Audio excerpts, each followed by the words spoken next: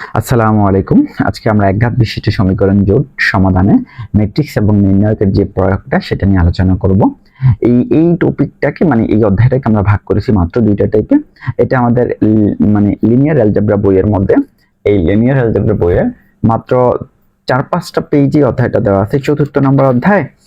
এটা সরাসরি বলে দেওয়া আছে যে application from matrix and determiner from solving system of linear equation। অর্থাৎ এই অধ্যায়টা মোটামুটি একদম কমে, ঠিক আছে। এখানে 4-5টা পেজে পড়ে এটা শেষ, উদাহরণ আছে 5টা আর 8-9টা শেষ, ঠিক আছে। অধ্যায়টা আমাদের শেষ। তার মানে এখানে অল্প কয়েকটা বেসিক থেকেই এই অধ্যায়ের ম্যাথগুলো আমাদের আসতে পারে, ঠিক আছে। কখন একক সমাধান থাকে, কখন একাধিক সমাধান থাকে, এই জিনিসগুলো নিয়ে আমাদের এখন আলোচনা হবে। তাইলে আমাদের টাইপ 1 এর মধ্যে আমরা চলে যাই। টাইপ 1 এর মধ্যে কি বলা আছে? টাইপ 1 এর মধ্যে আমরা ম্যাট্রিক্সের পদ্ধতিতে একঘাতিক সমীকরণের সমাধান, ম্যাট্রিক্স পদ্ধতিতে একঘাতিক সমীকরণকে সমাধান করার যে পদ্ধতি সেটাই টাইপ 1 এর মধ্যে বলে দেওয়া আছে। দেখেন, আমরা যদি কোনো সমীকরণ, এই যে সমীকরণটা লিখছি, এই ফর্মটা দেখলে আমরা অবাক হয়ে যাবো, এটা কি আবার, ঠিক না? এটা একটা সাধারণ আকার আর কি। আমি যদি এরকম লিখি, ধরেন 2x, ঠিক আছে, প্লাস ধরেন 3y প্লাসের ধরেন 5z ইজিক্যাল টু ধরেন এখানে লিখলাম 2, একটা সমীকরণ। তার মানে এখানে আমি লিখলাম কত, ধরেন পরে 5x মাইনাসের বা প্লাসের 2y, ঠিক আছে, মাইনাসের 3z ইজিক্যাল টু লিখলাম 6, বা আমি লিখলাম কত, মাইনাসের x প্লাসের 2y মাইনাসের z ইজিক্যাল টু ধরেন আমি লিখলাম 3। তার মানে এইটাই একটা একঘাত বিশিষ্ট, পাওয়ার এক বিশিষ্ট 3 চলকের একটা সমীকরণ এখানে দেওয়া আছে, একটা সমীকরণ জোট আর কি। এটা কিন্তু একটা সমীকরণ জোট। এটার ফর্মটা এটা হচ্ছে আদর্শ। এখানে এটা তো 2 চলকের তো হইতে পারে, হয় না? আমরা 2 চলক করি নাই যে 2x + 3y বা 2y = 5, তারপরে 3x - y = 2, এরকম 2 চলকের তো থাকে, ঠিক না? তার মানে এটা সব ফর্মকে বোঝায়, এর চেয়ে বেশি তো থাকতে পারে, 4টা চলক তো থাকতে পারে, ঠিক আছে। তবে এটার ক্ষেত্রে আমরা একঘাত বিশিষ্ট সমীকরণ ম্যাট্রিক্স পদ্ধতিতে সমাধান, ঠিক আছে, ম্যাট্রিক্স পদ্ধতিতে সমাধান করলে আমরা কি করব, এখানে এটাকে যদি আমরা সমতুল্য ম্যাট্রিক্স আকারে বানাইতে চাই, তাহলে এটাকে আমরা বানাইতে হবে ax = b আকারে। কি আকারে বানাইতে হবে? ax, যেখানে এটা হবে কি, যে চলকগুলো আছে তাদের সহগটা কত, এটা 2, এটার 3, এটার 5, 2 3 5, ঠিক আছে। তারপরে এটা কত, 5, তারপরে 2, তারপরে -3, এটা কত, -1 2 -1, এটা। আর x বলতে কি, যতটা চলক থাকবে তত, 2টা চলক থাকলে 2টা, 3টা থাকলে 3টা, আমাদের 3টা আছে। আর b মানে কি, ধ্রুবক পদ কত, 263, ঠিক আছে। এটা আমরা x = b ম্যাট্রিক্সের সমতুল্য আকারে এই সমীকরণ জোটটাকে যদি আমি ম্যাট্রিক্স আকারে প্রকাশ করি, তাহলে এটার ফর্মটা হবে এটা। এই ম্যাট্রিক্স আকারে প্রকাশ করার পরে, ঠিক আছে, এখন আমি যদি এই x y z কে এদিকে রাখি, একটু জাস্ট ফর্মুলাটা বুঝে, যেহেতু এটা এমসিকিউ, হ্যাঁ, একটু ফর্মুলাটা একটু দেখেন। আমি যদি x y z কে এদিকে রাখি, তাহলে এটা ওইদিকে চলে যাবে না, ওইটা ওদিকে গেল, ঠিক আছে। তো ওদিকে গেলে কি আমি সেম ভাবে রাখবো না? আমি সেম ভাবে রাখবো না, ঠিক আছে। -1 2 -1, এটা ইনভার্স হয়ে যাবে না, এইটা ওদিকে গেলে ইনভার্স হয়ে গেল, আর এটা হয়ে গেল গুণ 263, এটার সাথে এটা ইনভার্স আকার ওই পাশে গেল, ঠিক আছে। এখন দেখেন, এখান থেকে যদি আমি এই x y z এটাকে যদি গুণ টুন করার পরে এরকম কোন রেজাল্ট পাই, 2 3 5, ধরেন এটাকে গুণ করলাম, এই অংশটাকে আমরা গুণ করলাম, করার পরে এরকম রেজাল্ট পাইলাম। তার মানে কি, x এর মান 2, y এর মান 3, z এর মান 5। আমি কিন্তু জানি না যে এটার গুণফলটা কত, ঠিক আছে। এরকম একটা রেজাল্ট পাইলে এখান থেকে আমরা একঘাত বিশিষ্ট সমীকরণ জোটকে আমি x এর মান পাইলাম, y এর মানও পাইলাম, ধরুন আমি z এর মানও পাইলাম। তার মানে এটাকে সমাধান করার জন্য আমরা ম্যাট্রিক্স আকারে সমীকরণ জোটকে আমরা ম্যাট্রিক্স আকারে প্রকাশ করেছি। ম্যাট্রিক্স আকারে প্রকাশের পরে আমরা কি করেছি, এখান থেকে তার সমাধানগুলো নির্ণয় করতে পারি। অর্থাৎ আমাদের এখানে কিন্তু একটা বড় কাজ, এটাকে বিপরীত ম্যাট্রিক্সের, এখানে কিন্তু এর সাথে গুণ করা যায় না। একটা জিনিস মনোযোগ দিবেন যে এটাকে বিপরীত ম্যাট্রিক্সটা বের করলে এরপরে এটার সাথে এটা গুণ করতে হবে, বিশাল একটা ম্যাথ, ঠিক আছে। বাট আমাদের এমসিকিউতে তো আসবে না, সিস্টেমটা আলোচনা করা। এখানে এই জিনিসটাকে আমি এইভাবে লিখতে পারি যে x = এটা ওদিকে চলে গেলে ইনভার্স ইনটু b। সহজ সিস্টেম যদি আমি এটাকে একটু বুঝি যে ax = b, তাহলে x টা এদিকে রাখলে এটা ওদিকে ইনভার্সে b এর সাথে গুণ হলে, তাহলে তার বিপরীত ম্যাট্রিক্স বের করার পরে এই বলতে কি, ওই যে সহগগুলো x y z এর সহগগুলো মিলে যে ম্যাট্রিক্সটা, তার বিপরীত ম্যাট্রিক্সটা পাওয়ার পরে b এর সাথে গুণ করার পরে যেটা পামো সেটা দুই দিকে সমান হইলে সমতুল ম্যাট্রিক্সের মতন উভয় পক্ষ থেকে সমানগুলো নিয়ে আমি এখান থেকে সমাধানটা বের করতে পারি। ঠিক আছে, এখানে আমার সবগুলো দেওয়া আছে, ফর্মুলাটাই দেওয়া আছে। ঠিক আছে, একদম ফর্মুলাটা গুছিয়ে দেওয়া আছে। যদি এরকম একটা সমীকরণ হয় এবং এটার সমতুল্য আমি যদি এটাকে ম্যাট্রিক্স আকারে প্রকাশ করি, তাইলে এই যে x1 x2 x3 মানে xyz হইতে পারে। ঠিক আছে, এরকম অনেকগুলো থাকতে পারে। তো এটার সহগগুলো নিয়ে যে ম্যাট্রিক্সটা পাবো এটা হচ্ছে সহগ ম্যাট্রিক্স। আর এখানে যে চলকগুলো আছে, বিশেষ করে এখানে তো আমি xyz নিইনি, x y তারপরে n এগুলো আছে, তাহলে এগুলো অনুসারে আমরা এটা পাই। আর ধ্রুবক যেগুলো আছে এগুলো অনুসারে আমি ধ্রুবক করে নিলাম। তাহলে এটা হচ্ছে আমাদের কি এই এই সমতুল্য ম্যাট্রিক্স আকারে আমরা প্রকাশ করছি একটা সমীকরণ জোটকে। তারপরে এটা মানে কি ax = b, এখানে x = a ইনভার্স b। তাহলে এখান থেকে a ইনভার্সটা বের করার পরে আমরা যদি এটাকে সরলীকরণ করি তাইলে আমরা এখান থেকে সমাধান পাবো। আমাদের মূল কাজই ছিল ম্যাট্রিক্স পদ্ধতিতে সমীকরণ জোটের সমাধান। এটা হচ্ছে ম্যাট্রিক্স পদ্ধতিতে সমীকরণ জোটের সমাধান। তবে মাঝখানে বিপরীত ম্যাট্রিক্স করা লাগে, মাঝখানে এই বিপরীত ম্যাট্রিক্সটা বের করতে হবে। ঠিক আছে, এটা একটা। যেমন আমি এক্সাম্পল হিসাবে আপনাদেরকে দেখাই। ঠিক আছে, যেমন হিসাবে এখানে একটা এক্সাম্পল আছে। আমি যদি x + y = 1 এবং 2x + y = -1 এই সমীকরণটার এক্সাম্পলটা দেখাই যে কিভাবে আমরা এটা সমাধান করতে পারি। ধরেন ফর্মুলাটা যদি আমার জানা থাকে, নিয়মটা যদি ছোট একটা ম্যাথও আমার জানা থাকে, এটা সমাধান যদি আমাকে বলতে বলে, একটা জিনিস খেয়াল করেন, আমরা কি সমাধান করি নাই? এসএসসিতেও তো আছে এটা। এটাকে অপনয়ন, প্রতিস্থাপন যে কোনো নিয়মে সমাধান করে আপনি যা পাবেন সেটা এই পদ্ধতিতে করলে তাই পাবেন। যদি সমাধান বের করতে বলে তখন আপনি কষ্ট করে ওই পদ্ধতিতে যাবেন কেন? ঠিক আছে, ম্যাট্রিক্স পদ্ধতিতে আপনি সমাধানটা বের করলেই হয়ে যাবে।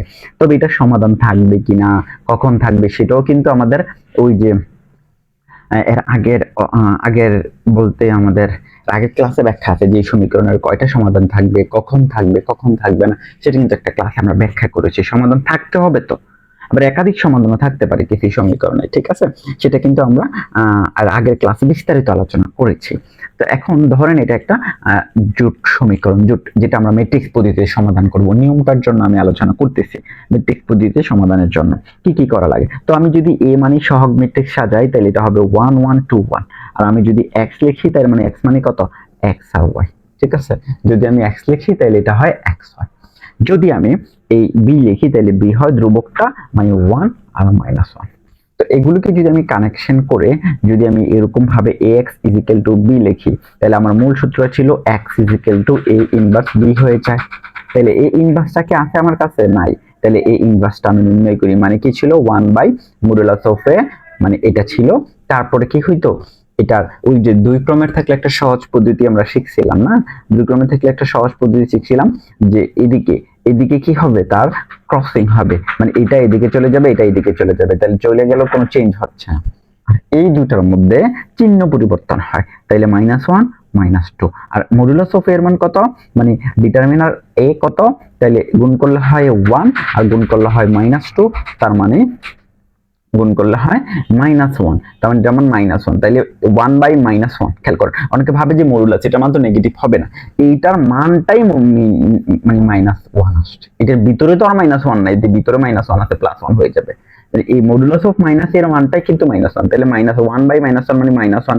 তো -1 দ্বারা এটাকে যদি গুণ করি তাহলে 1, তারপরে এটা -1 হয়ে যায়, এটা 1, এটা 2, এটা -1 হয়ে যায়। তাহলে এই যে ইনভার্সটা পাইলাম নি, ইনভার্স ম্যাট্রিক্সটা আমি এখানে শর্টকাটলি নির্ণয় করলাম। তার মানে এটা যদি আমি এখানে বসাই দেই তাহলে -1, তারপরে 2, তারপরে 1 -1। আর b কত ছিল?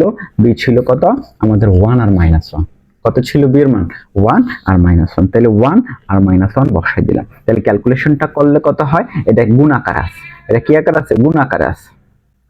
ঠিক আছে, তাহলে এটা দিয়ে এটাকে গুণ করলে হয় কত, 1 একে 1, আবার এখানে -1, এটা আবার -1। তাহলে এই সারি দিয়ে এটাকে করলে কাজ শেষ। গুণ তো আমরা সবাই পারি। তো এটা দিয়ে যদি এটাকে করি 2, তারপরে হয় এটা দিয়ে করলে 2, এটা হয় -1 এসে +1, তার মানে +1। তাহলে আমাদের এই x বলতে আমরা কি বুঝি, মানে এখানে x বলতে আমরা কি বুঝি? x বলতে কিন্তু যতটা মূল থাকে ততটা, x y z। তো আমি এটাকে এখন একটু সাজাই লিখে দিই। x y দুইটা চলক আছে আমাদের, যতটা চলক থাকে, তো -2 আর হচ্ছে 3। তাহলে রেজাল্টটা কত, x এর মান কত পাচ্ছি? -2, y এর মান কত পাচ্ছি? 3। তার মানে এইভাবে আমরা কি করতে পারি, সমাধান করতে পারি। তার মানে এটা হচ্ছে আমাদের সমাধানের ফর্মুলা। তো আমরা যখন x আর y বের করি, মানে এটা যেভাবেই আমরা সমাধান করি না কেন, এই সমীকরণটাকে আমরা যেভাবেই সমাধান করি না, তো আমাদের পরীক্ষার মধ্যে সমাধানের ফর্মুলাটা তো আমাদের বলে দিতে পারবে না এমসিকিউতে এই পদ্ধতিতে সমাধান করো, কারণ রেজাল্টটা জানাটাই আমাদের যদি সমাধান জানতে চায়। ঠিক আছে, যদি সমাধান জানতে চায় তো এখানে সমাধান করে দেওয়া আছে। ঠিক আছে, এবং ax = b তে a হচ্ছে সহগ ম্যাট্রিক্স, x হচ্ছে চলক এবং b হচ্ছে ধ্রুবক ম্যাট্রিক্স। এই জিনিসটা আমাদের খেয়াল রাখতে হবে। এবং এর মান, ডিটারমিনার মানটা কখনো কি হইতে পারবে না, শূন্য হতে পারবে না। শূন্য হইলে কি হবে, ওই যে বিপরীত ম্যাট্রিক্স বের করবো, ডিটারমিনারটা যদি শূন্য হয় তখন আমাদের ঝামেলা হয়ে যাবে। এটা শূন্য হতে পারবে না, এটা শূন্য হতে পারবে না, এটা শূন্য হইলেই ঝামেলা হয়ে যাবে। তাহলে ডিটারমিনারটা শূন্য হতে পারবে না। ঠিক আছে, এটা আমাদের নিয়ম আর কি, যে এই ডিটারমিনার শূন্য হইলে তাহলে কোনটা দ্বারা কি বুঝে আমরা এটা বুঝে ফেললাম, যে ম্যাট্রিক্স আকারে প্রকাশ করে সমাধানটাও আমরা বুঝে ফেললাম। এবার হচ্ছে বর্ধিত ম্যাট্রিক্স, একটা সহগ ম্যাট্রিক্স। তো সহগ ম্যাট্রিক্সটা আমরা বুঝি, ফুল একটা সহগ ম্যাট্রিক্সটা আমরা বুঝি, ধরেন x + y আর এখানে = 2 আর এখানে ধরেন 2x - y = 5। তো দুইটা সমীকরণ যদি হয়, এই দুইটা সমীকরণের ক্ষেত্রে সহগ ম্যাট্রিক্স গুলো আমি যদি 1 2 তারপরে 1 আর -1 দেখি, এটা হচ্ছে আমাদের সহগ ম্যাট্রিক্স। আর ধ্রুবক ম্যাট্রিক্স কত ছিল, 2 আর 5। এটা খেয়াল রাখবেন, সহগ ম্যাট্রিক্স এবং ধ্রুবক ম্যাট্রিক্সকে যদি আমি কলামে যুক্ত করলে, মানে ম্যাট্রিক্সের সাথে ধ্রুবক কলামে যদি যুক্ত করি, ধ্রুবক কলামে এভাবে যদি যুক্ত করি, মানে a অনুপাত b এরকম ভাবে যদি যুক্ত করি, তাহলে এটা হয় 1 1 2 -1 আর এটার সাথে যদি যুক্ত করি 2 আর এটার সাথে যুক্ত করলে 5। তাহলে এটার নাম হয় বর্ধিত ম্যাট্রিক্স। এটার নাম কি হয়ে যায়, এটা হয়ে যায় বর্ধিত ম্যাট্রিক্স। ঠিক আছে, বর্ধিত ম্যাট্রিক্স, এটা হয় কি একটা বর্ধিত ম্যাট্রিক্স। এই বর্ধিত ম্যাট্রিক্স ইচারণ আকারে প্রকাশ করার পরে এটাকে আমরা ইচারণ আকারে প্রকাশ করতে পারি। এটা হইতে পারে এখানে সহগ ম্যাট্রিক্সটা, মানে যেটা আমরা বের করছি সেটা সব সময় যে 2 × 2 ক্রমের হবে এটা কোনো নিশ্চয়তা আছে না, এটা 3 × 3 ক্রমেরও হইতে পারে। ঠিক আছে, এটার মধ্যেও, যেটা কিন্তু একটা কলাম ম্যাট্রিক্স, এটার মধ্যে 3টা উপাদান থাকতে পারে একটা কলামের মধ্যে। তো এগুলো আমরা জাস্ট, যেহেতু এটা দুই চলকে নিছি, জাস্ট বোঝার জন্য আমি জাস্ট এটা দুই চলকে নিছি। তো আপনারা দেখেন, এটাকে যদি আমরা ইচারণ আকারে প্রকাশ করি, ইচারণ আকারে প্রকাশ করি, তারপরে যদি এইটা এখানে দেখেন পুরাটা, এই যে এটার বর্ধিত ম্যাট্রিক্স যেটা পাইছি তার র্যাঙ্ক এই, আর হচ্ছে এই শুধু এই ম্যাট্রিক্সের র্যাঙ্ক, খেয়াল করছেন, শুধু এই ম্যাট্রিক্সের র্যাঙ্ক এবং বর্ধিত ম্যাট্রিক্সের র্যাঙ্ক যদি সমান হয়, এবং মোট চলক সংখ্যা, চলক কয়টা ছিল, ধরেন আমি এই ম্যাট্রিক্সের র্যাঙ্ক পাইলাম 2 এবং বর্ধিত ম্যাট্রিক্সের র্যাঙ্কও পাইলাম কত, 2। এটার র্যাঙ্ক ধরেন, এটার র্যাঙ্কও পাইলাম কত, 2। ঠিক আছে, এবং চলক সংখ্যা কয়টা, এবং চলকও 2টা, মানে র্যাঙ্কও পাইলাম 2, চলকও 2। তার মানে বুঝা গেছে সবগুলো যদি সমান হয় তখন আমি বুঝবো যে এই x = b এর অনন্য সমাধান থাকবে। অনন্য মানে কি, একক সমাধান থাকবে। একক সমাধান একটা, x এর মান একটা, y এর মান একটা, z এর মান একটা। আমরা যে সমাধানগুলো সাধারণত করি, যে সমাধান করে x এর মান বের করি, y এর মান বের করি, z এর মান বের করি, তখন বুঝতে হবে এরকম বর্ধিত আকারে প্রকাশ করার পরে আমি সমীকরণ থেকে আমাকে ইনফরমেশন যখন জানতে চাইবে যে এই সমীকরণটা কয়টা রেজাল্ট থাকতে পারে, কয়টা চলক আছে এখানে, তখন আমরা কি করব, এটাকে বর্ধিত ম্যাট্রিক্সের কে আগে ইচারণ আকারে প্রকাশ করব। আমি দেখাবো একটা ম্যাথ। এরপরে যদি a এর র্যাঙ্ক, মানে a বলতে কোনটা, ওই a এর র্যাঙ্ক। ঠিক আছে, এই তো এর সহগ র্যাঙ্ক আর কি। a বলতে আমরা তো এই বার করেই ফেলছিলাম। ঠিক আছে, এটা সহগ ম্যাট্রিক্স, a এর র্যাঙ্ক। আর যদি a বর্ধিত ম্যাট্রিক্সের র্যাঙ্ক যদি সমান হয় কিন্তু চলক সংখ্যা যদি বেশি হয়, দেখা গেছে চলক সংখ্যা 3টা, দেখা গেল কি চলক সংখ্যা 3টা হইতে পারে।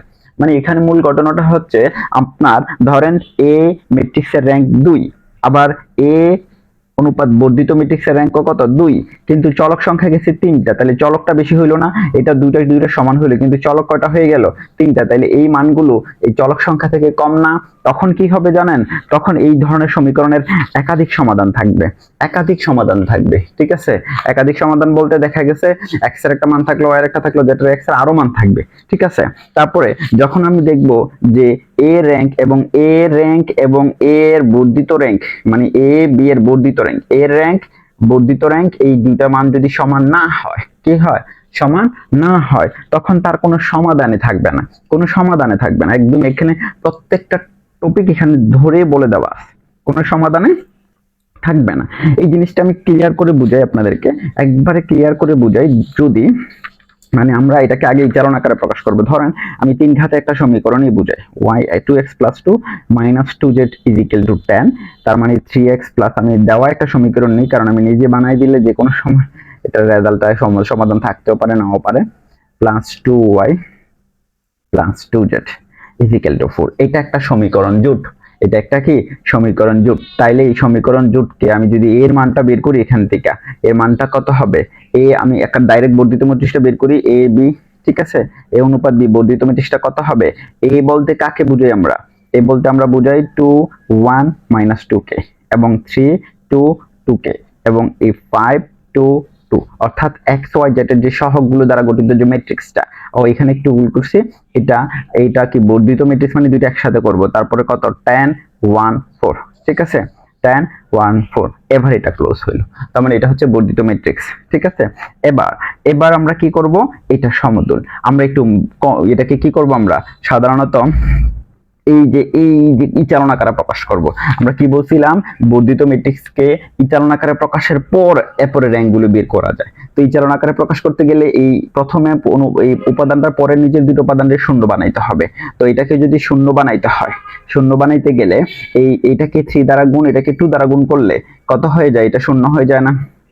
তাহলে আমি কি করতেছি, r2 প্রাইমে কাজ করতেছি। কি করতেছি আমরা, এই r2 প্রাইমের মধ্যে মূলত 2r2, মানে এটাকে 2 দ্বারা গুণ আর ওইটাকে 3 দ্বারা গুণ, -3r1, ঠিক আছে। গুণ করার পরে আমাদের যে রেজাল্টটা আসবে 2 1 -2, আর এটা কোনো চেঞ্জ নাই, এটা কোনো চেঞ্জ নেই, কারণ প্রথম রোতে আমরা কোনো কাজ করতেছি না, আমরা কাজ করতেছি 2 নম্বর রোতে। 2 নম্বর রোতে কি করতেছি, 2 নম্বর রোকে 2 দ্বারা গুণ এবং 3 নম্বর রোকে 1 নম্বর রোকে 3 দ্বারা গুণ করে বিয়োগ, তাহলে এটাকে গুণ করলে এটা 0 হয়ে যায়। তাহলে এটাকে কত দ্বারা গুণ করতেছি, 2 দ্বারা, এটা হয় 4, আর এটাকে 3 দ্বারা গুণ করলে তাহলে রেজাল্টটা হয়ে যাবে 1, ঠিক আছে। এটাকে 2 দ্বারা গুণ করলে হবে 4, আর এইটাকে যদি 3 দ্বারা গুণ করি হবে -6, প্লাস করে মাইনাস যদি বিয়োগ করতে চাই 10 হয়ে যাবে, ঠিক আছে। তো এটাকে কত দ্বারা গুণ, 2 দ্বারা, আর এটাকে কত দ্বারা গুণ, 3 দ্বারা, 3 × 30, তাহলে বিয়োগ করলে হয়ে যাবে কত, -28, ঠিক আছে। তো এইভাবে আমি যদি আবার এইখানে কাজ করি, কোথায় কাজ করে, এবার এটা 0 বানাইতে যাই, এটা 0 বানাইতে যাই, এবার 2 দ্বারা এটাকে গুণ করতে হবে, তারপরে ওই 5 দ্বারা এটাকে গুণ করতে হবে। তাইলে আমি r3 প্রাইমে কাজ করতেছি। কি করতেছি, এই r3 রে 2 দ্বারা গুণ করছি, 2r3 মাইনাস এটা হয়ে যাবে 5r1, অর্থাৎ এটা 0 হয়ে যাবে না, ঠিক আছে।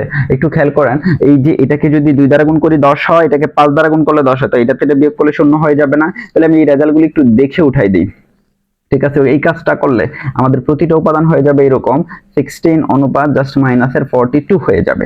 তো আমাদের এখনো এটা ইচালন আকারের মূল ফর্মটা হয় নাই, কারণ ইচালন আকারে প্রকাশ করতে গেলে প্রথমটা নিচে 2টা, পরেরটাকে আমি আবার এটাকে শূন্য বানাইতে হবে। তো এটাকে যদি আমি আবার শূন্য বানাইতে যাই, তাহলে আমার এই দুইটা সারি কিন্তু কাজ করা লাগবে না, -2 10 0 1 10 28, তাহলে এটাকে আমার এইটাকে কাজ করতে হবে এটার জন্য, ঠিক আছে। তো এটার জন্য করতে গেলে আমাদের কি করা লাগবে, দেখেন আমি এটার সাথে এটা কানেক্টেড করলে, তাহলে আমি r3 প্রাইম লিখলাম, কত লিখলাম, r3 প্রাইম। কি করব, এই r3 কে 1 দ্বারা গুণ করব, আর r2 কে কত দ্বারা গুণ করা যায়, 3 দ্বারা গুণ করলেই তো সমান হয়ে যায় r2 কে যদি 3 দ্বারা গুণ করি, তাইলে এই রেজাল্ট অনুযায়ী আমাদের এটা 0 হয়ে গেল, ঠিক আছে, এটা 0। আর এটাকে যদি আমি 3 দ্বারা গুণ করি, এটা হয় 30 আর এটা হয় 16, তাহলে 16 - 30, 16 - 30 মাইনাসের 14 থাকলো, ঠিক আছে। আর এটা 3 28 কত হয়ে যাবে, 28, এটা 3 দ্বারা গুণ করলে, 3 দ্বারা গুণ করলে 3 8 24 4, 3 দোকানে 6, 7 8 78, জাস্ট এটা -78। এটা যদি এটা থেকে যদি এটা বিয়োগ করি, তাহলে এটা -42 ছিল, আর এখানে প্লাস হয়ে যাইতো, ঠিক আছে। তাইলে এটা 78 না, 3 8 24 4, 3 দোকানে 6 7 8 84 হয়, তাহলে প্লাসের 84 42, তাহলে প্লাসের 42 থাকে, ঠিক আছে। এটা হইলো, তার মানে আমি এটাকে ইচালন আকারে প্রকাশ করতে পারলাম। মানে ইচালন আকারে প্রকাশ মানে পরেরটা তো 3টা অনুপাত থাকবে, এটা করতে যেয়ে এই যে মূল যে ম্যাট্রিক্সটা তার র্যাঙ্ক কত, আমি আগে বুঝি এটা সমাধান কয়টা থাকবে। তার র্যাঙ্ক মানে র্যাঙ্ক অফ এ, ধরেন এর র্যাঙ্ক কত পাইছি, এটা 3টাই অশূন্য সারি আছে, তার মানে তার র্যাঙ্ক কত 3। আর এই পুরাটার যদি যায়, মানে এই বর্ধিত ম্যাট্রিক্স পুরাটারও যদি যায়, তাহলে তারও র্যাঙ্ক কত পাইলাম, 3 পাইলাম, ঠিক আছে। চলক কয়টা, চলকও কিন্তু 3টা, এক্স ওয়াই জেড চলকও কিন্তু 3টা, সবগুলো সমান, তার মানে একক সমাধান পামু। কি পামু, একক সমাধান পাবো। মজার বিষয় হচ্ছে এক্স এর একটা মান পাবো, ওয়াই এর একটা মান পাবো, জেড এর একটা মান পাবো, ঠিক আছে। আমরা এইভাবে ইচালন আকারে প্রকাশের পরে, বর্ধিত আকারে প্রকাশ করে ইচালন আকারে প্রকাশের পরে আমরা সিদ্ধান্ত নিতে পারবো যে আসলে তার কেমন মূলগুলো হবে, একক সমাধান হবে। এবার এইটাকে আমরা সমীকরণে রূপ দিব, এই যে এটাকে আমরা সমীকরণে রূপ দিব, কোনটাকে, এইটাকে এইটাকে এক্স দ্বারা ওয়াই দ্বারা জেড দ্বারা গুণ করলে তাহলে মাইনাসের 14z ইজ ইকুয়াল টু 42। দেখছেন লাস্টে থেকে যদি যায় এটা এক্স দ্বারা গুণ, এটা ওয়াই দ্বারা, এটা জেড দ্বারা গুণ করলে যেটা আমরা যেহেতু একক সমাধান থাকবে সমাধানটা বের করতে মাইনাসটা ওদিকে নিলে Z is equal two minus 3 14 42 মানে মাইনাস 3। আর দ্বিতীয়টাকে যদি করি এক্স দ্বারা গুণ করলে এটা 0, তাহলে এটা ওয়াই থাকতেছে Y plus 10z is equal to মাইনাসের 28।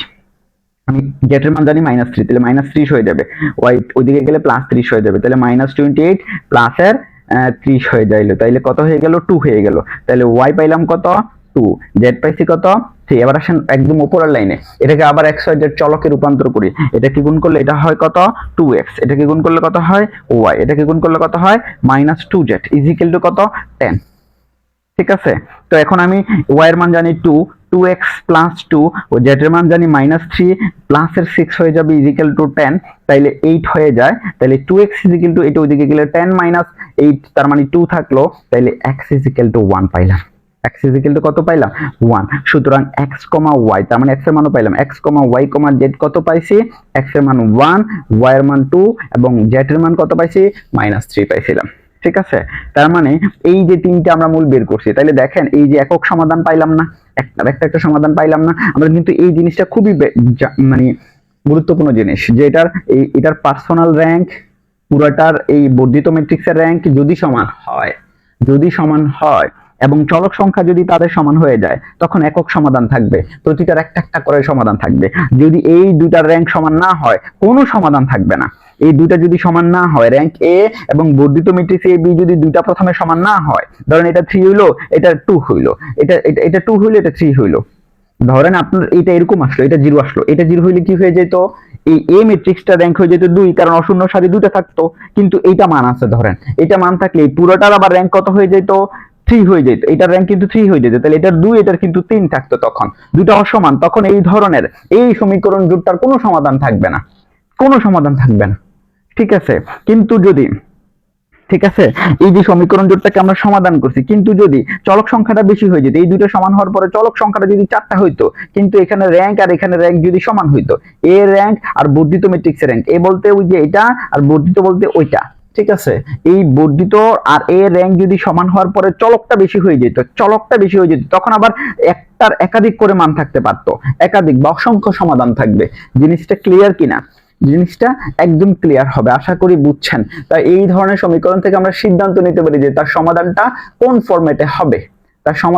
ফরম্যাটে হবে, ঠিক আছে, আশা করি বুঝছেন। তা আমরা চলে যাচ্ছি আমাদের এই টাইপের উপর ভিত্তি করে এমসিকিউ গুলো, টাইপ 1 এর উপর ভিত্তি করে যে এমসিকিউ গুলো আমরা জাস্ট দেখেই করে ফেলতে পারবো। সমীকরণ জোটকে ম্যাট্রিক্স আকারে প্রকাশ করলে তো ax = b হয়, তো এটা আমরা আর কি শিখবো, ax = b তে a দ্বারা কি নিশ্চয় সহগের যে ম্যাট্রিক্স, আর বি দ্বারা নির্ণয় ধ্রুবক পদের যে ম্যাট্রিক্স, আর এক্স দ্বারা হচ্ছে চলকের।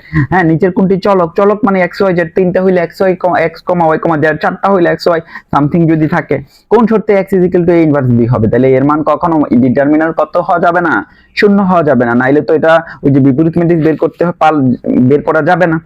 ঠিক আছে, সহগ ম্যাট্রিক্সের সাথে ধ্রুবক কলাম যুক্ত করলে কি পাওয়া যায়, বর্ধিত ম্যাট্রিক্স পাওয়া যায়। ঠিক আছে, বর্ধিত ম্যাট্রিক্স পাওয়া যায়। আমরা এরপরে আমাদের যে 6 নাম্বারটা একটু দেখেন, 6 নাম্বারটা দেখা যায়, হ্যাঁ দেখা যায়। কখন ax = b সমীকরণ জোটের একাধিক সমাধান থাকবে। একাধিক সমাধান মানে কি, চলকটা বেশি হবে, সহজ কথা। চলক যদি সমান হয় একক সমাধান, আর এই দুটো যদি অসমান হয়, র্যাঙ্ক যদি এর র্যাঙ্ক এবং র্যাঙ্ক যদি এ বর্ধিত ম্যাট্রিক্সের র্যাঙ্ক যদি সমান না হয়, তখন সমাধানে তো থাকে না, এটা সমাধানে থাকে না। ঠিক আছে, আচ্ছা, তাহলে এটা যদি গেট লেস দেন চলক সংখ্যা থেকে হয়, এই মানটা যদি লেস দেন চলক সংখ্যা থেকে হয়, তখন একাধিক সমাধান থাকে, সমান হয়ে গেলে একক সমাধান থাকতো। ঠিক আছে, বলছে কখন একক সমাধান থাকে। আমরা চলে যাই 7 নাম্বার এমসিকিউতে। ঠিক আছে, একটি সমীকরণ জোটের অনন্য সমাধান মানে অনন্য মানে একক সমাধান থাকবে কখন, যখন র্যাঙ্কের মান তার এই বর্ধিত ম্যাট্রিক্সের র্যাঙ্কের মান এবং মোট চলক সংখ্যা সমান হয়। আমি যদি এভাবে ম্যাট্রিক্স আকারে প্রকাশ করে, বর্ধিত ম্যাট্রিক্স আকারে প্রকাশ করে এই চালনের মানে নিয়ে, এই চালনের ফরম্যাটে নিয়ে যদি র্যাঙ্ক এ এর মান বের করি, র্যাঙ্ক এ বর্ধিত ম্যাট্রিক্স এর মান বের করি, যদি চলক সংখ্যা সমান হয়ে থাকে, তখন সেটার অনন্য সমাধান থাকে, একক সমাধান থাকে। ঠিক আছে, একক সমাধান বা অনন্য সমাধান বা একটি করে সমাধান থাকে। যদি এইটা সমান না হয় তাহলে সমাধানে থাকে না, আর যদি এটা হয় তখন একাধিক সমাধান থাকে। ঠিক আছে, এই যে তিনটা রুলস, এই তিনটা রুলসই অপশনে আছে। বর্ধিত ম্যাট্রিক্সে বলতে কি বোঝায়? বর্ধিত ম্যাট্রিক্সে বলতে বোঝায় চলকের সহগের গুণফল ইনটু ধ্রুবকের, সহগ এবং ধ্রুবকের যে সমন্বয়। ঠিক আছে, সহগ এবং ধ্রুবকের সমন্বয়। ঠিক আছে, এটা এইভাবে লেখা যায়। এটা একটু সংশোধন করতে পারি, সহগ এবং ধ্রুবকের সমন্বয় মান। ঠিক আছে, সমন্বিত মান, যা সেটা আমি সংশোধন করে দেব সমন্বিত। যদি rank A not equal to rank B, মানে যদি এটা যদি সমান না হয়, র্যাঙ্ক এ এবং বর্ধিত ম্যাট্রিক্সের র্যাঙ্ক যদি সমান না হয়, তখন সেটার মধ্যে কোনো সমাধানে থাকে না, কোনো সমাধান থাকবে না। ঠিক আছে, এই সমীকরণের ধ্রুবক ম্যাট্রিক্স বলতে 1 আর -1 কে বোঝায়। ঠিক আছে, ধ্রুবক ম্যাট্রিক্স বলতে 1 আর -1 কে বোঝায়। তার মানে আশা করি আপনারা বুঝছেন যে আসলে এখান থেকে কেমন প্রশ্ন করতে পারে। একটা মানে সমীকরণের মধ্যে ম্যাট্রিক্স আকারে নিয়ে সেখান থেকে কিভাবে বৈশিষ্ট্যগুলি থেকে কোশ্চেন দেওয়া, তাহলে আমাদের সমীকরণটা যখন এই নিয়মটা আলোচনার উদ্দেশ্য কি ছিল, এই সমাধানটা আমরা বের করি, এই সমাধানের ফর্মুলাটা কি, তাহলে সমাধানটা একটু ক্যালকুলেশন করে তাহলে প্রথম থেকে বুঝে নিলে জিনিসটা আমাদের হাতের মুঠোয় চলে আসে। আমরা চলে যাই টাইপ 2। টাইপ 2 হচ্ছে ক্রেমারের নিয়ম। এই অধ্যায়ে আরেকটা কনসেপ্ট হচ্ছে কি, ক্রেমারের নিয়ম। ক্রেমারের নিয়মে যেটা বলতেছে যে এরকম যদি আগের মতন একটা সমীকরণ জোট থাকে, সেই সমীকরণ জোট আমি যদি একটা সমীকরণ জোট এখানে লিখি, ধরেন আগের মতন একটা সমীকরণ আমি লিখলাম। ধরেন এখানে একটা সমীকরণ আছে x - y + z = 1 একটা সমীকরণ। ঠিক আছে, তাহলে সমীকরণ জোটটাকে আমরা যদি লিখি তাহলে x + y - z = এটা ধরলাম 0, তারপরে হবে কত 2x - y - z আমরা ধরলাম 0। এটা একটা সমীকরণ জোট ধরলাম। এই সমীকরণ জোটটা এটা হচ্ছে একটা সাধারণ একটা সমীকরণ জোট, মানে সকল সমীকরণকে একসাথে বোঝাচ্ছে। আমি এই সমীকরণের ক্ষেত্রে যদি চলকগুলো যে সহগগুলো দ্বারা যদি আমি এটাকে ডেল হিসাবে নাম দেই বা ডি হিসাবে নাম দেই, কোনো প্রবলেম নেই। আপনি যেটা দিয়ে শিখবেন সেটার সাথে কানেকশন রাখবেন। ডেল হিসাবে নাম দেই, ডেল মানে x y z এর যে সহগগুলো 1 1 2, তারপরে -1 1 -1, তারপরে কি 1 -1 -1, এটা ডি দিয়েও প্রকাশ করতে পারি, ডেল দিয়েও প্রকাশ করতে পারি। ঠিক আছে, এবার এটার মানটা যদি আমরা বের করি, তাহলে প্রথমে আমরা 1 কে নিব। 1 কে নিলে গুণ করলে হয় -1, আর মাইনাস চিহ্ন দেওয়ার পরে এটা আবার হয় কত, মাইনাসের 1 1 হয়ে গেলে -1ই থাকে। দ্বিতীয়বার এটা চিহ্নটা পরিবর্তন করলে হয়ে যাবে +1, তাহলে এটা একটা সারি কলাম বাদ গেলে এটা গুণ করলে হয় -1, আর এখানে মাইনাস, আর এখানে হয় -2, মানে +2 হয়ে যাবে। ঠিক আছে, পরে যখন আমি আবার 1 নিব, এটা বাদ, তাহলে এখানে থাকলো -1 আর এখানে হয় -2। তাহলে আমাদের যে রেজাল্টটা হচ্ছে, ঠিক আছে, আমি মনে হয় এখানে যখন 1 নিছিলাম তখন এই সারি কলাম বড় বাদ, তাহলে -1 আর এখানে হয়ে যায় -1 আছে +2। তাহলে আমাদের রেজাল্টটা কত হচ্ছে, এখানে -2 থাকতেছে। ঠিক আছে, এখানে -2 থাকতেছে, আর এখানে কত থাকতেছে, -1, আর এখানে +2, তার মানে প্লাসের 1 থাকতেছে, আর এখানে কত -3 থাকতেছে। তাহলে আমাদের রেজাল্টটা কত হচ্ছে, -5, মানে -4 হচ্ছে। ঠিক আছে, একটু কোথাও ঝামেলা হয়েছে, -1, আমরা কি এটা চলকটা ঠিক আছে, মান তো সব ঠিক আছে। তো 1 যখন নিব সারি কলাম বাদ গেলে 1 1 এ -1, তো এটা তো এমনি +1 হয়ে যায়, সূত্রে মাইনাসে ঠিক থাকবে, এটা প্লাস। তো এটা যখন নিব তাহলে -1 -2, এটা যখন নিব -1 -2, তো এটা হয়ে যায় -1 -2 মানে -3, আর প্লাসের 1 1 দ্বারা এই 1 কে গুণ করলে এটা হয়ে যায় 1 এ, আর -2, তাহলে আমাদের রেজাল্টটা হওয়ার কথা কত, 4। তো এখানে আমি 3 লিখছিলাম কোন বুঝে, 2 -1। দুঃখিত, এখানে দেখেন আমি যেখান থেকে অঙ্কটা উঠাইছি এখানে একটু ঝামেলা উঠাইছিলাম, যে এখানে x + y - 2z হওয়ার কথা ছিল। আমি এই জায়গায় আমি কত বসাইছি, জাস্ট এটা -z বসাইছি। তো -z বসানোর জায়গায় যদি আমি এখানে -2z বসাই, তো এটা যদি আমি এখানে 2z বসাই তাহলে এখানে আমার -2 আসতেছে। তো এখানে -2 বসাই দিলে তখন আমার এটা কত হবে, -3 হবে। ঠিক আছে, মানে এটা -3 হবে, জাস্ট একটু বুঝে নেবেন আর কি, জাস্ট একটু বুঝে নেবেন যে এইগুলো তো আমরা পারি। তো এটা মানটা বের করার পরে -3 হয়েছে। তো ওরকম ভাবে যখন ডেল এক্স বের করব বা ডেল এক্সটা বের করব, তখন একটা জিনিস খেয়াল করুন, এক্স এর যে মানটা ছিল এগুলো বাদ, এক্স এর যেগুলো ছিল এগুলো বাদ, তাহলে বাকি যারা আছে, বাকি আছে এক্স এর জায়গায় কি আসবে, 1 0 0 আসবে। খেয়াল রাখবেন এক্স এর জায়গায় কি আসবে, এখানে যে আমি যে সমীকরণটা দেখছিলাম সমীকরণ জোটটা, এই সমীকরণ জোটে এক্স এর জায়গায় তাদের জায়গায় ধ্রুবকটা চলে আসবে, বাকিটা ঠিক থাকবে। -1 1 -1, তারপরে 1, এটা 2z ছিল, 2z -2, তারপরে -1। তখন এটা থেকে আমি ক্যালকুলেশন যদি করি তাও -3 হয়। এরকম ভাবে যখন ডেল ওয়াই করব তাইলে আমার এখানে কি থাকবে, ডেল ওয়াই যখন করব তখন এখানে এই যে ওয়াই এর জায়গাটা চেঞ্জ হয়ে যাবে, তাহলে এক্স এর জায়গাটা ঠিক থাকবে, তারপর ওয়াই এর জায়গাটা চেঞ্জ হয়ে আসবে ধ্রুবকগুলা, ঠিক আছে। ওয়াই এর জায়গাটা ওয়াই যখন এক্স এর মান যখন আসে, এই যে ডেল এক্স মানে কি, ডেল এক্স যখন আমরা নির্ণয় করবো, প্রথমে তো ডেল নির্ণয় করার জন্য প্রথমত এক্স ওয়াই জেড এর সবগুলো সহগ, মানে সহগগুলো ডাইরেক্ট বসিয়ে দিছি। যখন ডেল এক্স নির্ণয় করব, ডেল এক্স বের করব, তখন এক্স গুলো উঠে যাবে, বাকিগুলো থাকবে। এক্স গুলো উঠে কার জায়গায় আসবে, এক্স গুলো ধ্রুবকটা এক্স এর জায়গায় চলে আসবে, মানে 1 0 0, আর ওয়াই আর জেড ঠিক আছে। যখন ওয়াই যাবো তখন ওয়াই এর জায়গায় ধ্রুবকটা চলে আসবে, আর ওয়াইটা এখানে বেনিশ হয়ে যাবে, জেড হচ্ছে -2 1, তো এটার মানও -3 হবে। ওরকম ভাবে যখন ডিজেড বের করব, ডেল জেড, তখন জেড এরটা 1 0 0 হবে, তারপরে এখানে এক্স এর আর ওয়াইটা ঠিক থাকবে, ঠিক আছে। মানে যারটা বের করব সে এখান থেকে উঠে ধ্রুবকটা চলে আসবে, এটার মানও -3 হয়, এটার মানও -3 হয়। তাইলে এই যে ডেল এক্স পাইছি, ডেল এর মান কত, -3 পাইছি, ডেল এক্স এর মানও -3 পাইছি। এইভাবে আমরা প্রতিটা মানে তো বের করতে পারবো ডেল জেড, ঠিক আছে।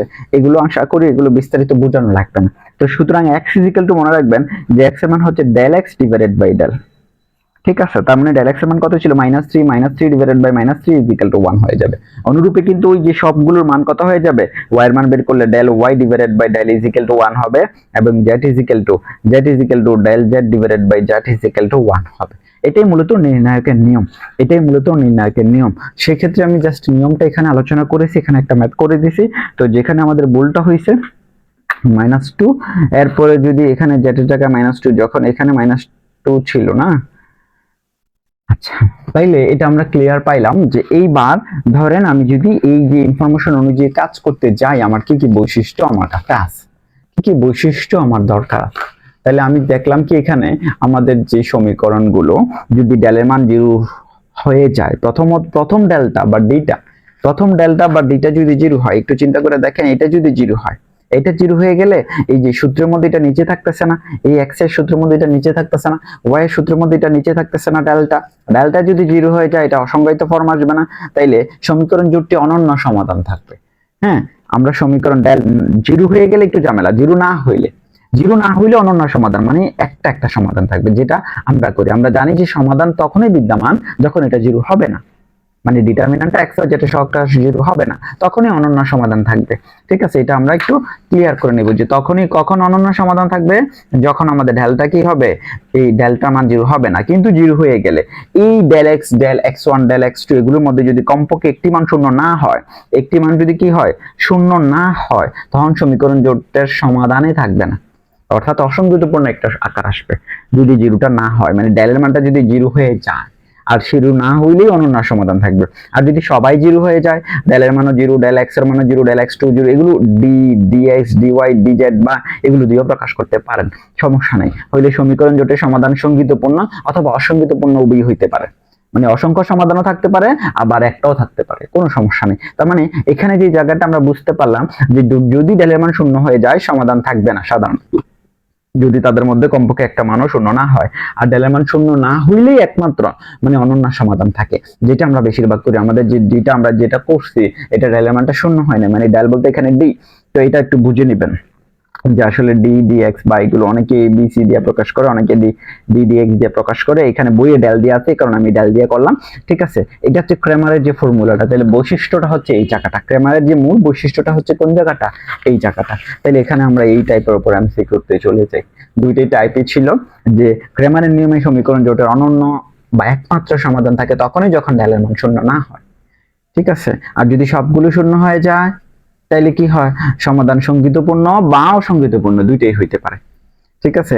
আর ক্রেমার রুল কি করে, ক্রেমার রুল সাধারণত লিনিয়ার ইকুয়েশনকে সমাধানে ব্যবহার করা হয়, ঠিক আছে। ক্রেমারের নিয়মে প্রাথমিক যে শর্তটা, হ্যাঁ, এখানে চলকের এবং সমীকরণ সংখ্যা সমান হইতে হয়, অর্থাৎ এটা বর্গাকার ম্যাট্রিক্স হওয়া লাগে। ম্যাট্রিক্সটা বর্গাকার হইলে ক্রেমারের নিয়ম প্রযোজ্য, ঠিক আছে, বর্গাকার ম্যাট্রিক্সের জন্য।